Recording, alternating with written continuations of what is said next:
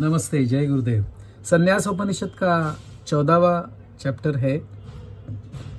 शीर्षक है living centred, केंद्र में स्थित होते हुए जीना। 2 सूत्र है। पहला है एफर्टलेसनेस, मतलब श्रम का बिल्कुल एहसास नहीं होना।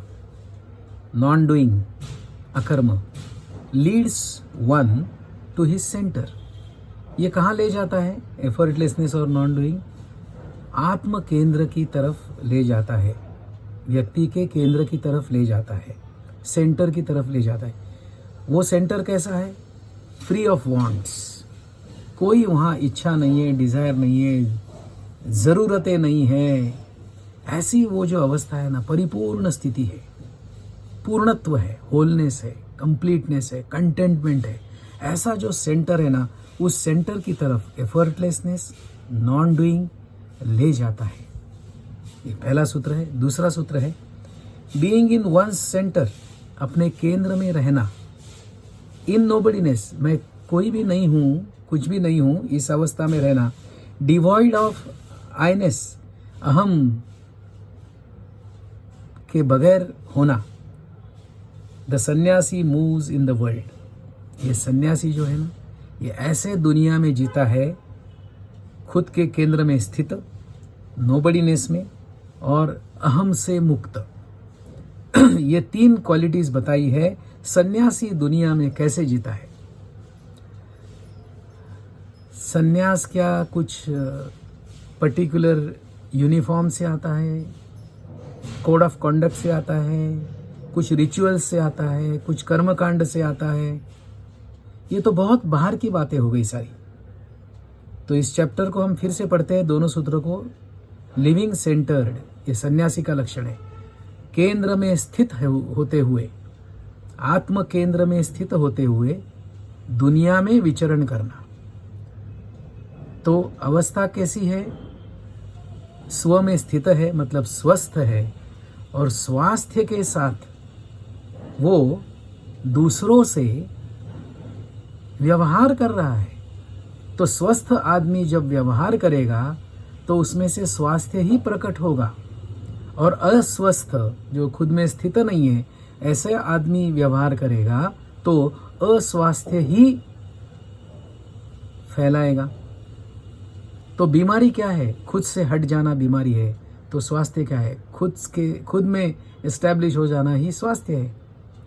कितनी आसान तरीके से गुरुजी यहाँ बता रहे हैं। सो पहला सूत्र है effortlessness, non doing leads one to his centre, free of wants, desirelessness and fearlessness. ये आत्मज्ञान की बेसिक रिक्वायरमेंट्स है।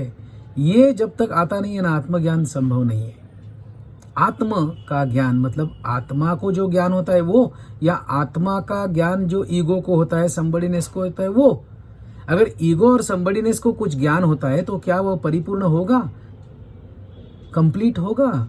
वो भी तो आत्मा वो अहंकार जैसा अपूर्ण है, कम है, छोटा है। वैसे उसका आत्मज्ञान भी छोटा, कम, अपूर्ण नहीं होगा। तो जब तक अहंकार है, ईगो है, क्या तब तक जो भी ज्ञान होता है उसे आत्मज्ञान कहा जा सकता है? बीइंग इन वन सेंटर, तो पहले वन सेंटर क्या है और व्हाट इज वन, ये अगर क्लियर हो जाए, और उसका सेंटर, हाँ, उसमें वो सेंटर में रहना, किसने रहना है? ये जो बाहर जा रही है ना चेतना, तो बाहर जाने के बदले खुद के सेंटर में स्थित हो जाए तो स्टिलनेस आ गया, समाधि स्थिति आ गई। और समाधि आंखें बंद करके नहीं, आंखें खुली होते हुए दुनिया से व्यवहार करते हुए जो समाधि स्थिति है ना, वो है नित्य समाधि। और इसको अगर भाव की जोड़ हो जाए कि भाव भी उसमें है, तो क्या होगा? नित्य भाव समाधि या भाव नित्य समाधि। Is it not a true richness? True richness, जैसे गुरुजी कहते हैं, भाव समाधि ट्रेनिंग पार्ट 1 सत्य साधना है, भाव समाधि ट्रेनिंग पार्ट 2 धर्म साधना है। सत्य और धर्म के साथ अगर समाधि जुड़ जाए तो क्या जीवन हो सकता है? सो नित्य समाधि, भाव समाधि, लय समाधि, ये पूरा जब एक हो जाता है ना, तो क्या ये अल्टीमेटली संजीवन समाधि में कल्मिनेट हो सकता है?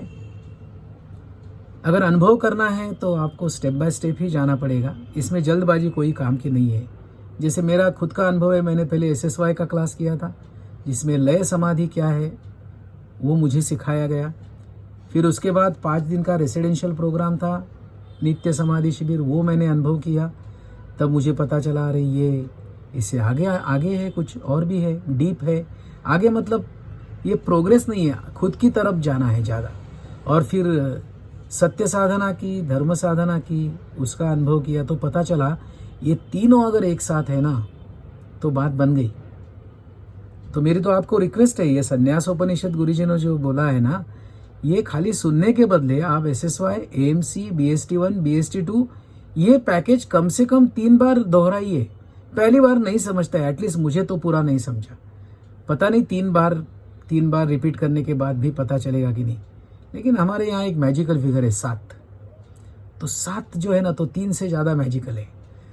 तो 7 बार अगर कोई इंसान, मेरी समझ है, सही गलत पता नहीं, आप भी चेक करो, 7 बार SSY, AMC, BST1, BST2 एक साइकिल पूरा हो गया। ऐसे 7 साइकिल अगर कोई करता है और 100% पार्टिसिपेट करता है तो वो ऐश्वर्य उपनिषद का भी बोध उसे हो जाएगा, उसमें जीना होगा, और संन्यास उपनिषद का भी। तो ये दोनों उपनिषद को अगर जीना है ना तो ऐसे लग रहा है कि SSY, AMC, BST1, BST2 ये पैकेज 7 बार दोहराए। आई एम श्योर, मुझे लगता है कि अगर ये कोई करेगा तो वो ये दोनों उपनिषद का रियलाइजेशन जिसे कहते हैं ना, बोध कहते हैं, वो हो जाएगा। So best of luck. जय गुरुदेव।